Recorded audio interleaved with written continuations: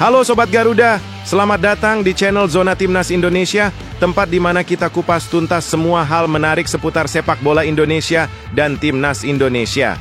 Kali ini kita bakal bahas topik yang cukup panas dan penuh kontroversi. Alhamdulillah, FIFA dikabarkan tengah mempertimbangkan sanksi terhadap Iran, karena Iran saat ini tengah terlibat dalam konflik besar dengan Israel dan sekutunya. Dan kalau sanksi itu benar-benar dijatuhkan, slot Asia di Piala Dunia 2026 bisa berubah total. Termasuk peluang Indonesia untuk tampil di panggung dunia semakin terbuka. Bagaimana kelanjutannya? Simak semua faktanya hingga selesai. Ini baru mantap. Namanya kini makin sering dibicarakan, bukan hanya oleh fans Timnas Indonesia, tapi juga oleh media Jerman. Kevin Dix, bek berdarah Maluku yang baru saja menandatangani kontrak dengan Borussia Mönchengladbach, langsung mencuri perhatian, bahkan disebut-sebut sebagai calon kapten baru. Tapi, apa kata Kevin Dix soal ini? Dan bagaimana langkah awalnya di Bundesliga, liga paling kompetitif di Eropa ini? Yuk, kita kupas tuntas di video kali ini. Ini baru mantap. Timnas Indonesia U17 asuhan Nova Arianto dipastikan langsung lolos ke putaran final Piala Asia U17 2026. Tapi tunggu dulu, jangan senang dulu. Karena di balik kabar baik ini, ada tanda tanya besar dan tantangan serius yang mengintai di depan. Simak semua fakta lengkapnya. Serta beberapa berita Timnas Indonesia hari ini. Selengkapnya hanya di Zona Timnas Indonesia.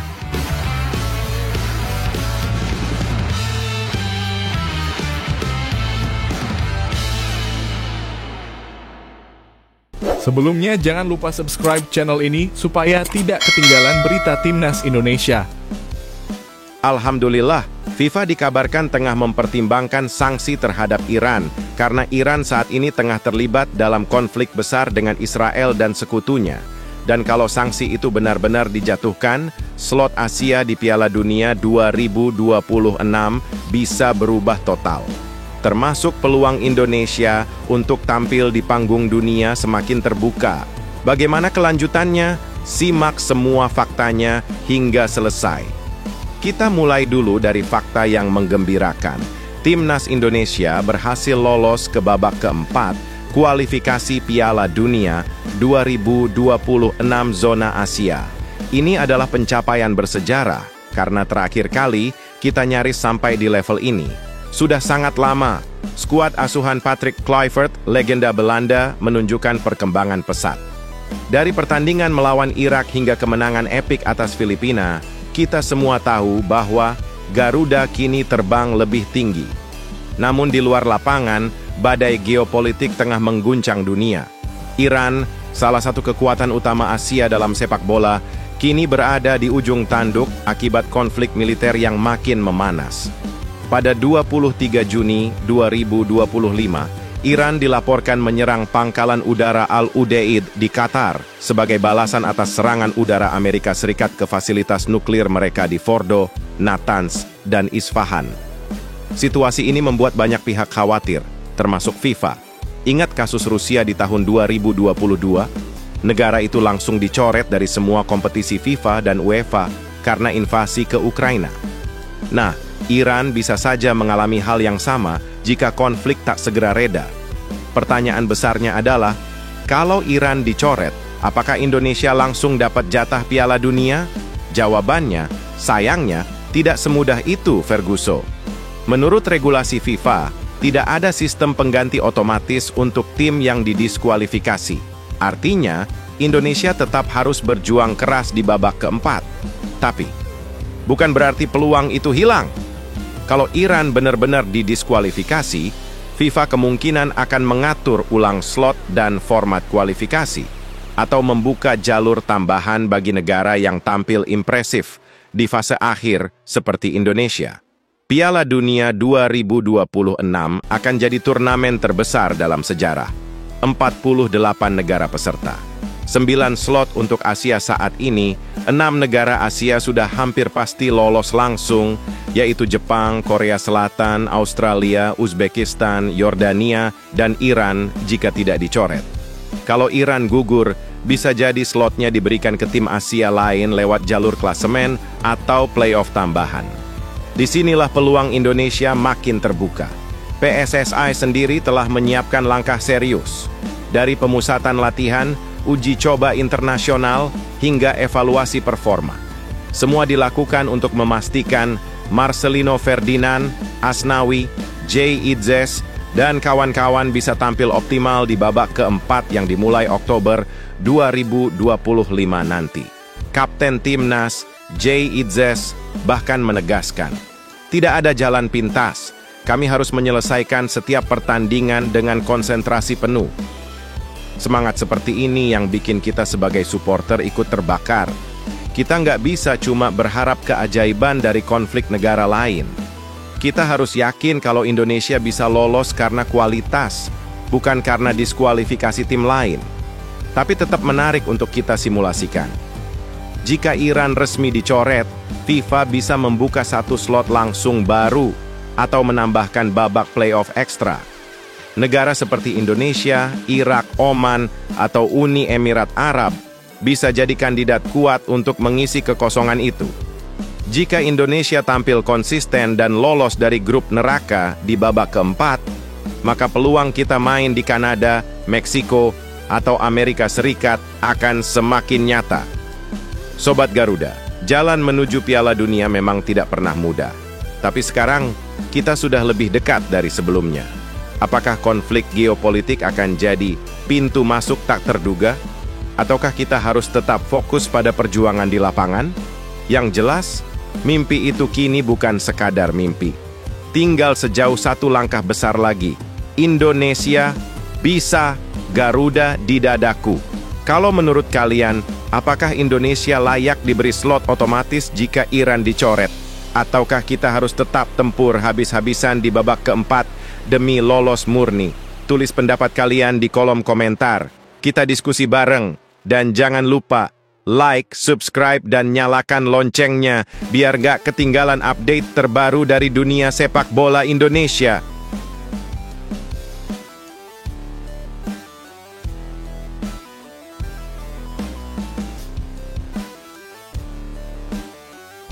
Ini baru mantap.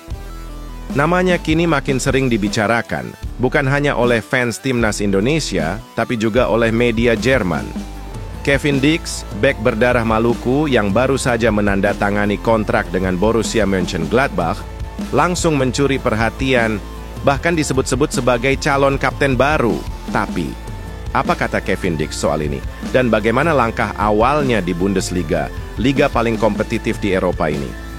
Yuk, kita kupas tuntas di video kali ini. Kevin Dix Bakarbesi lahir pada 6 Oktober 1996 di Apeldoorn, Belanda. Ia memiliki darah Indonesia dari garis keturunan Maluku. Perjalanan sepak bolanya dimulai di Akademi Vitesse Arnhem, sebelum kemudian mencicipi pengalaman di beberapa klub besar seperti Fiorentina di Serie A dan Feyenoord di Eredivisie. Sebelum pindah ke Jerman, Kevin membela FC Copenhagen, klub raksasa asal Denmark. Di musim terakhirnya, Kevin berhasil menyabet 2 trofi, dan itu jadi bukti bahwa dirinya bukan pemain sembarangan. Kepindahan Kevin ke Borussia Mönchengladbach jadi sejarah tersendiri, karena untuk pertama kalinya ada pemain asal Indonesia yang bermain di Bundesliga. Kevin direkrut dengan status bebas transfer. Meski datang sebagai pemain baru, pelatih Gerardo Seoane ternyata langsung menaruh kepercayaan tinggi padanya. Bahkan menyebut Kevin sebagai sosok yang berpotensi jadi kapten klub. Wah, belum juga debut resmi, udah dilirik untuk jadi pemimpin di lapangan. Tapi bagaimana respons Kevin sendiri saat ditanya soal peluang menjadi kapten tim? Tenang dulu, katanya. Kevin Dix justru memilih merendah. Ia mengaku belum ingin berpikir sejauh itu. Fokus utama saat ini adalah merebut tempat di tim utama. Mungkin tidak mudah, tapi saya harus memenangi tempat dan belajar bagaimana cara kerja klub, ucap Kevin dengan tegas. Dia juga menyebut 2 pemain senior, Tim Kleindienst dan Julian Weigl, sebagai teman yang membantunya beradaptasi. Bahkan mereka sudah ngobrol sejak 5 bulan sebelum Kevin datang ke Jerman. Ini menunjukkan bahwa proses adaptasi Kevin bukan dimulai dari nol. Ia sudah punya jembatan untuk mengenal suasana tim. Kevin juga menyoroti satu hal yang menurutnya sangat penting, dukungan dari masyarakat Indonesia. Saya mendapat banyak sekali dukungan dari Indonesia, katanya. Dan benar saja, setiap unggahan Borussia yang menampilkan Kevin langsung dibanjiri komentar berbahasa Indonesia. Kevin percaya bahwa aura semangat dari tanah air akan sampai ke ruang ganti di Volen, dan ini bukan omong kosong, karena basis fans sepak bola Indonesia memang luar biasa militan. Kevin bukan hanya dikenal sebagai bek yang kuat dan disiplin, ia juga punya kemampuan membaca permainan, serta sering jadi inisiator serangan dari sisi sayap. Pelatih Gerardo Seoane menyebut Kevin sebagai pemain yang banyak bicara di lapangan, suka menjalin koneksi dan punya mental pemimpin. Ini bukan pujian sembarangan. Dan kita tahu, jadi kapten bukan soal usia atau senioritas, tapi soal pengaruh. Kalau Kevin bisa konsisten dan terus bermain bagus, bisa jadi julukan kapten pertama asal Indonesia di Bundesliga bukan cuma mimpi. Tentu tantangan di Bundesliga tidak ringan. Kevin harus bersaing dengan pemain-pemain top Eropa, menghadapi atmosfer stadion yang intens, serta tekanan dari media Jerman yang terkenal tajam. Tapi Kevin datang dengan niat besar dan semangat baru. Ia tahu bahwa ini adalah kesempatan emas, bukan hanya untuk dirinya sendiri, tapi juga untuk membuka jalan bagi pemain Indonesia lainnya di Eropa. Bayangkan, kalau Kevin sukses bersinar di Borussia Mönchengladbach, bukan tidak mungkin pintu Bundesliga terbuka lebih lebar untuk talenta-talenta dari Indonesia. Kevin Dix mungkin belum menginjak lapangan sebagai pemain inti, tapi kehadirannya sudah membuat sejarah, memecah batas, dan menyalakan harapan. Apakah dia akan jadi kapten? Waktu yang akan menjawab. Tapi satu hal pasti, kita semua akan terus mendukung langkahnya. Jangan lupa like, komen, dan subscribe untuk terus update tentang perjalanan Kevin Dix dan pemain Indonesia lainnya di kancah dunia.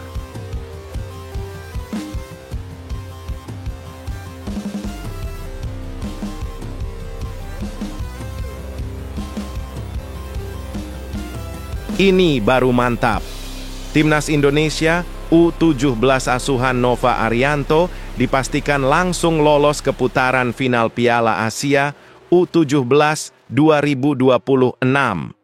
Tapi tunggu dulu, jangan senang dulu. Karena di balik kabar baik ini, ada tanda tanya besar dan tantangan serius yang mengintai di depan. Simak semua fakta lengkapnya. Yes, kabar baik datang dari Konfederasi Sepak Bola Asia, alias AFC. AFC resmi mengubah format Piala Asia U17. Kalau sebelumnya turnamen ini diadakan 2 tahun sekali, mulai sekarang jadi tiap tahun. Dan yang lebih menarik lagi, AFC memberikan tiket otomatis ke 8 tim terbaik edisi sebelumnya untuk langsung tampil di putaran final. Dan siapa saja yang masuk daftar istimewa itu? Yup, termasuk Timnas Indonesia U17. Bersama negara-negara kuat seperti Jepang, Korea Selatan, Korea Utara, Tajikistan, Uzbekistan, UAE, dan tuan rumah Arab Saudi. Qatar juga ikut otomatis karena akan jadi tuan rumah edisi berikutnya yang akan digelar November 2025.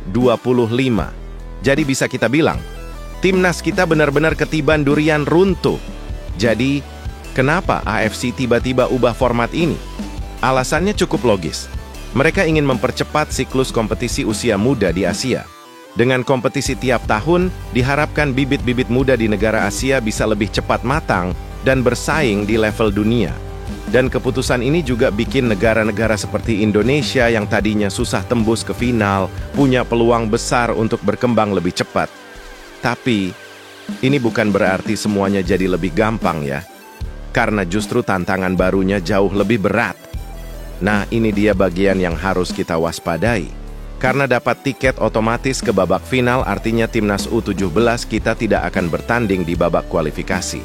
Dan ini bisa jadi masalah besar. Kenapa? Karena tim-tim lain yang harus bertarung di kualifikasi akan datang ke putaran final dengan mental tanding yang lebih siap, ritme permainan yang sudah terbentuk, dan chemistry yang teruji. Sementara kita bisa jadi malah dingin karena terlalu lama menunggu dan cuma uji coba tanpa tensi resmi. Nova Arianto dan staf pelatih tentu sadar betul soal ini. Maka dari itu, walau kelihatannya enak, tiket otomatis ini justru membawa tantangan persiapan yang jauh lebih berat. Nah, ini bagian pentingnya. Apa yang harus dilakukan Garuda Muda? Coach Nova Arianto pasti tahu bahwa persiapan bukan sekadar latihan fisik atau strategi. Yang paling penting adalah menjaga intensitas, kompetisi internal, dan simulasi pertandingan yang mirip atmosfer kualifikasi. Artinya, tim harus diberi uji coba internasional yang berkualitas. Pemain juga harus terus bersaing di level klub agar jam terbang mereka terjaga. Dan yang paling penting, mental dan motivasi jangan kendor hanya karena sudah lolos. Kalau tidak, kita bisa kaget ketika menghadapi tim seperti Vietnam, Australia, Iran, atau tim Asia Tengah yang punya fisik kuat dan semangat bertarung tinggi. Tapi jangan salah, keuntungan yang kita dapat juga harus dimaksimalkan. Karena nggak semua tim bisa punya waktu persiapan selama ini. Artinya, kita bisa mulai mengukur kekuatan tim sejak dini. Nova Arianto bisa membentuk tim inti lebih cepat, tanpa harus pusing dengan persaingan lolos grup. Fokus bisa langsung diarahkan ke strategi babak final, scouting lawan, dan pembentukan identitas permainan. Kalau semua ini dilakukan dengan baik, bukan tidak mungkin Garuda Muda bisa melangkah lebih jauh dari edisi sebelumnya, bahkan tembus ke semifinal atau final. Jadi mari kita simpulkan. Timnas Indonesia U19 bersyukur karena dapat tiket langsung ke putaran final Piala Asia U19 2026. Tapi, jangan sampai terlena. Karena tantangan lebih besar justru datang dari persiapan dan lawan-lawan yang lebih siap tempur. Nah, sekarang giliran kamu. Apakah menurut kamu tiket otomatis ini lebih menguntungkan atau justru bisa jadi jebakan? Apa yang harus dilakukan Coach Nova Arianto agar Garuda Muda tetap siap saat turnamen nanti? Dan, menurut kamu, apakah Indonesia bisa tembus semifinal Piala Asia U17 2026? Tulis jawabanmu di kolom komentar, kita diskusi bareng ya. Jangan lupa like kalau kamu bangga sama Timnas Muda, share ke teman kamu biar makin banyak yang dukung, dan subscribe channel ini karena kita bakal update terus info seputar Garuda Muda.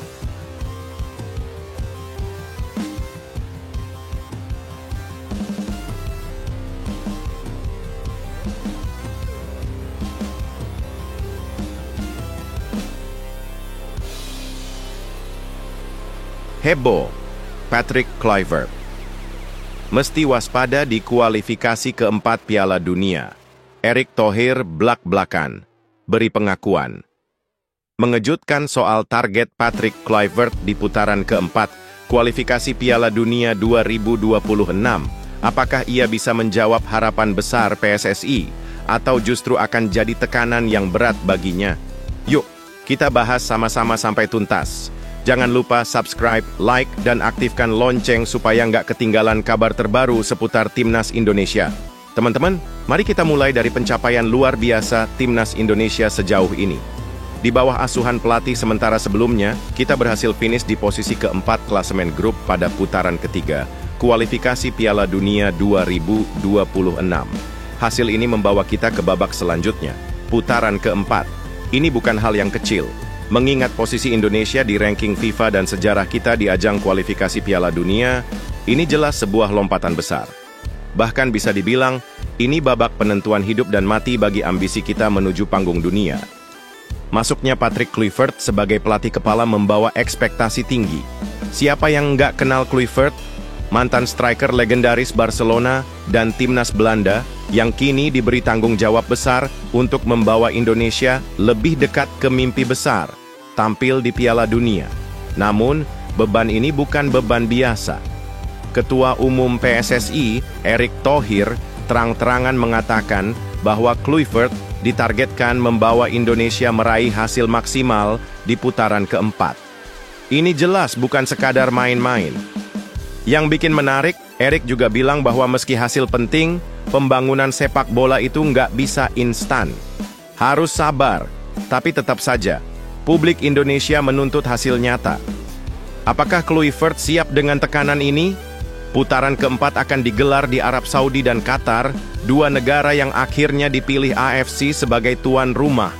Padahal, Indonesia juga mengajukan diri loh. Tapi sayangnya, kalah bersaing. Ini jadi tantangan tersendiri karena bermain di kandang lawan pastinya bakal berat. Cuaca panas, atmosfer stadion yang asing, bahkan tekanan dari supporter lawan bisa sangat mempengaruhi performa tim. Tapi seperti kata Erick Thohir, kita harus tetap optimis dan mempersiapkan diri semaksimal mungkin. Apalagi ingat, setelah putaran keempat masih ada putaran kelima dan bahkan play-off antar benua jika kita belum lolos langsung. Jalan menuju Piala Dunia memang panjang dan penuh rintangan. Lalu, apa yang perlu dilakukan Patrick Kluivert? Pertama, dia harus mengenali kekuatan dan kelemahan para pemain Indonesia. Jangan hanya mengandalkan nama besar atau teknik Eropa. Kluivert harus bisa membangun strategi yang realistis tapi progresif. Kedua, komunikasi. Ia harus bisa menjalin kerja sama erat dengan tim pelatih lokal, pemain muda, dan juga PSSI. Jangan sampai visi dia berbeda dengan arah federasi.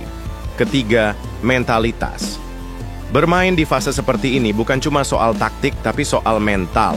Kita butuh pemain-pemain yang tahan tekanan, berani ambil risiko, dan pantang menyerah. Nah, disinilah kita bisa lihat apakah Kluivert bukan cuma jago di atas kertas, tapi juga mampu memimpin di lapangan. Yang paling menarik adalah pernyataan blak-blakan dari Erick Thohir. Beliau bilang, kalau Kluivert gagal, PSSI nggak akan langsung pecat atau ambil keputusan tergesa-gesa. Sepak bola itu proses. Ia bahkan menyebut contoh Shin Tae-yong yang diberi waktu 5 tahun, juga pelatih timnas putri, Mochizuki. Intinya, PSSI ingin memberi kesempatan yang adil bagi semua pelatih. Tapi, tetap saja, harapan rakyat Indonesia itu besar. Jadi, pertanyaannya sekarang, apakah Patrick Kluivert mampu menjawab ekspektasi besar ini? Apakah kita semua siap mendukung penuh proses panjang ini tanpa cepat menyalahkan? Kita tahu betapa beratnya tugas yang diemban Kluivert. Tapi dengan persiapan matang, kerja keras, dan semangat Garuda yang menyala, bukan tidak mungkin kita bisa membuat sejarah. Sekarang, giliran kamu. Tulis di kolom komentar. Menurut kamu, apa target realistis timnas Indonesia di putaran keempat nanti? Dan apakah kamu percaya Patrick Kluivert bisa membawa kita ke Piala Dunia? Jangan lupa like dan share video ini kalau kamu cinta timnas, dan tetap semangat dukung Garuda.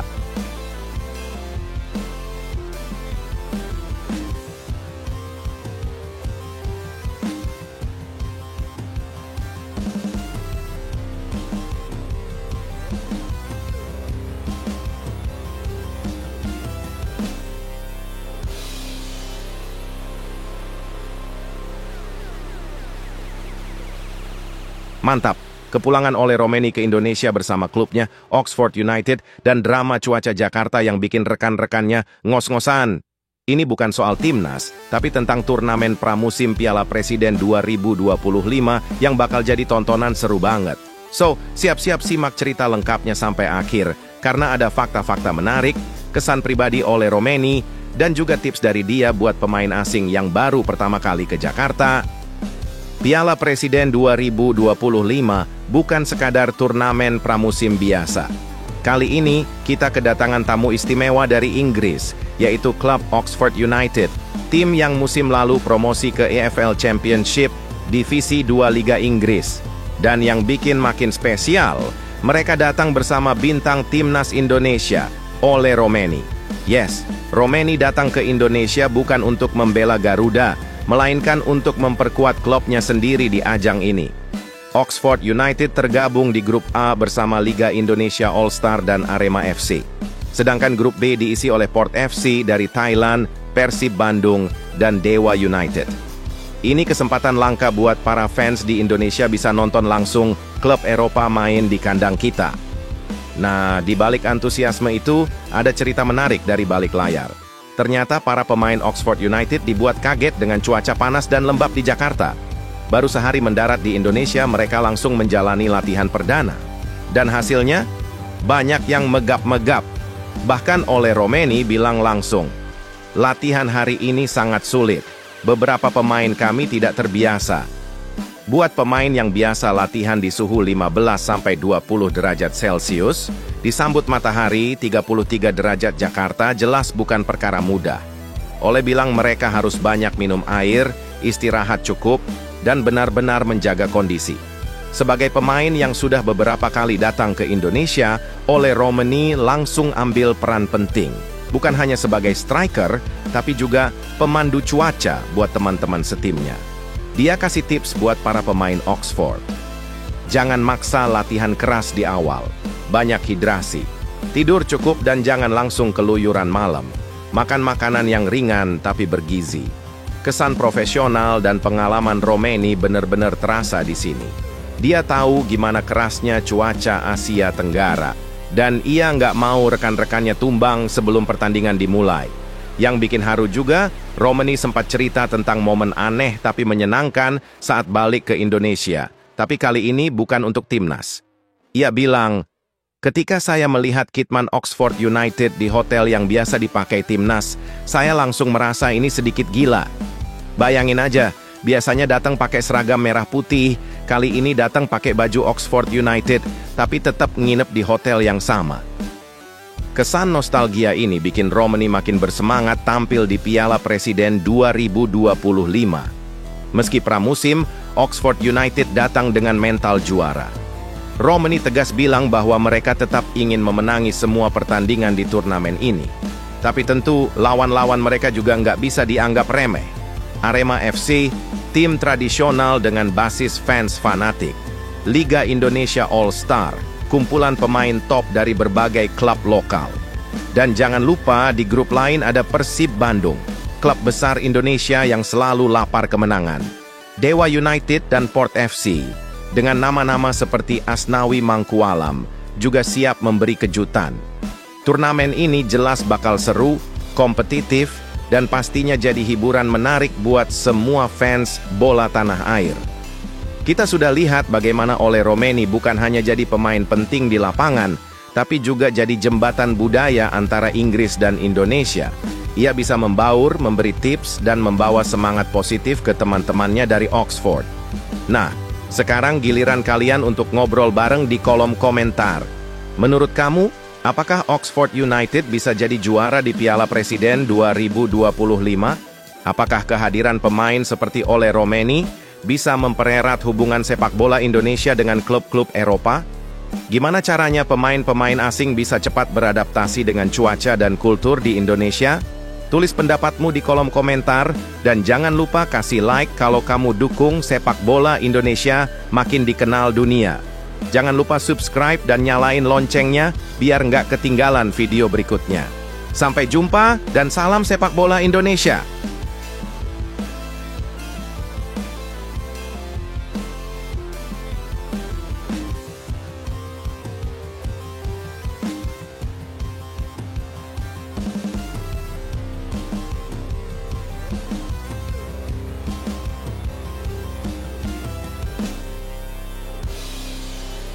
Ini baru mantap.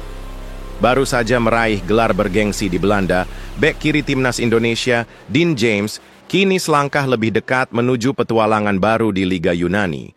Klub besar AEK Athens dikabarkan makin serius untuk memboyong pemain muda ini ke OPAP Arena. Apakah ini akan menjadi langkah besar dalam karier Dean? Dan apa artinya untuk masa depan timnas Indonesia?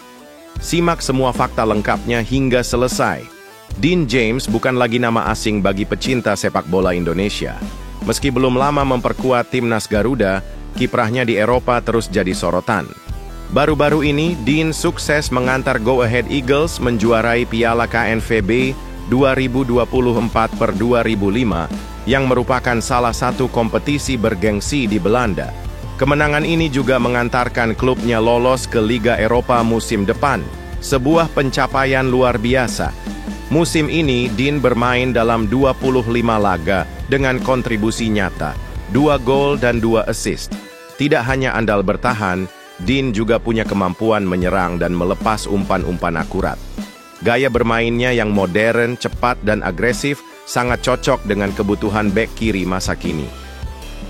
AEK Athens bukan klub sembarangan. Tim asal Yunani ini adalah juara nasional 13 kali dan memiliki sejarah panjang di sepak bola Eropa.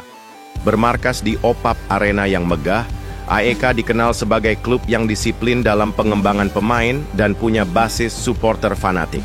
Dalam beberapa musim terakhir, AEK juga kerap tampil di kompetisi Eropa seperti Liga Champions dan Liga Eropa. Keinginan mereka merekrut Dean James menandakan satu hal, potensi dan kualitas sang pemain benar-benar diakui di Eropa. Menurut laporan media Belanda dan Yunani, AEK sudah melakukan komunikasi lanjutan dengan Dean. Mereka bahkan disebut sangat serius mengejar transfer ini, apalagi opsi mereka yang lain, Oliver Antman, terlalu mahal. Menurut media Sport 24 dan RTV Oost, nilai transfer Dean James diperkirakan berkisar di angka 2 juta euro. Tidak murah untuk ukuran pemain muda Asia, tapi bukan angka yang mustahil bagi AEK. Meskipun Dean masih terikat kontrak hingga 2028 dengan Go Ahead Eagles, pembicaraan serius antara pihak AEK dan sang pemain menjadi sinyal kuat bahwa kepindahan ini sangat mungkin terjadi dalam waktu dekat. Kalau transfer ini terwujud, maka Dean akan menjadi salah satu dari sedikit pemain Indonesia yang tampil di Liga Yunani, sebuah kompetisi yang mungkin tidak sepopuler Liga Inggris atau Belanda, tapi sangat kompetitif dan keras. Dean memulai karier profesionalnya di FC Volendam. Di sana, ia mengasah kemampuan bertahan dan membangun reputasi sebagai bek muda potensial. Pada 2023, ia hijrah ke Go Ahead Eagles, dan sejak itu grafik permainannya terus menanjak. Dalam waktu singkat, ia jadi andalan di lini belakang dan dipercaya bermain dalam 38 pertandingan resmi untuk klub tersebut. Ini menunjukkan bahwa Dean bukan pemain yang hanya numpang lewat, melainkan benar-benar berperan besar. Puncaknya adalah saat ia mengangkat trofi Piala KNVB 2025 bersama rekan-rekannya. Bagi pemain seumurannya, pencapaian ini sungguh luar biasa. Dan tentu saja, ini membuat banyak klub mulai meliriknya, termasuk AEK Athens. Jika Dean benar-benar pindah ke AEK Athens, apa dampaknya untuk timnas Indonesia? Jawabannya, sangat besar. Dean akan bermain di level yang lebih tinggi, menghadapi tim-tim tangguh dari berbagai negara di Eropa. Ini akan meningkatkan kualitas permainannya secara signifikan, baik dalam hal taktikal, fisik, maupun mental bertanding. Ketika kembali ke timnas, Dean akan membawa pengalaman baru yang bisa membantu Indonesia, terutama di ajang-ajang besar seperti kualifikasi Piala Dunia, Piala Asia, atau Piala AFF. Ia bisa jadi mentor bagi pemain muda lainnya dan memperkuat lini belakang Garuda dengan gaya permainan Eropa yang modern. PSSI tentu harus mendukung penuh perkembangan pemain-pemain seperti Dean James. Mereka yang bermain di luar negeri butuh pendampingan, komunikasi rutin, dan ruang untuk berkembang tanpa tekanan berlebihan. Semakin banyak pemain Indonesia yang mentas di Liga Top Eropa, maka akan semakin kuat timnas kita ke depannya. Jangan hanya fokus pada pemain lokal, tapi berikan apresiasi dan dukungan bagi mereka yang sedang berjuang di luar negeri. Dean James sedang berada di titik krusial kariernya. Setelah membawa klubnya juara, ia kini diincar klub besar Eropa lainnya. Ini bukan hanya soal transfer biasa, tapi tentang mimpi besar seorang pemain muda Indonesia yang ingin mengukir sejarah di benua biru. Kalau Dean James benar pindah ke AEK Athens, menurut kalian, apakah dia bisa jadi bek kiri utama timnas Indonesia dalam jangka panjang? Dan siapa pemain timnas lain yang layak menyusul ke Eropa? Yuk, tulis di kolom komentar, like, komen, dan subscribe agar kamu nggak ketinggalan kabar terbaru pemain Indonesia di luar negeri.